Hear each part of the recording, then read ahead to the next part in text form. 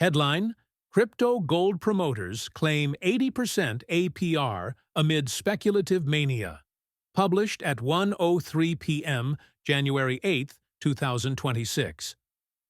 If anyone thought speculation in precious metals markets was getting out of control, crypto traders have taken that frenzy to new levels. In DeFi, yield farmers are claiming annualized yields of up to 80% APR on tokenized gold. If that trade sounds reckless and unadvisable, it is. Constructing a trade to achieve yields 22 times higher than a U.S. Treasury obviously stacks up wobbly risks to toppling heights. Spot gold and silver are volatile enough in their own right, even before adding tokenization, protocol risks, and a daisy chain of trust in offshore third parties. Gold volatility implied from options contracts is above 24, and silver tops a staggering 65. And while that volatility has recently rewarded recent investors to the upside, gold is up 69% since the start of 2024, and silver 129% over the same period. In prior 12-month periods, gold has lost 32% and silver 52%. Successive annual losses have set investors' savings back decades within months. In 1980, for example, silver lost 3/4 of its value within 3 months. Read more.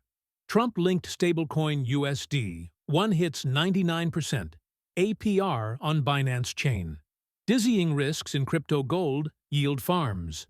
Achieving 80% APR requires trust in Bybit, which is financially incentivizing BuyReal, an exchange on the VC-backed Solana blockchain, which has a pool for the XIUT token requiring trust in Tether and Tether's unnamed Swiss Gold Vault custodians. The liquidity pool also requires trust in USDT, a stablecoin with an assortment of unaudited assets.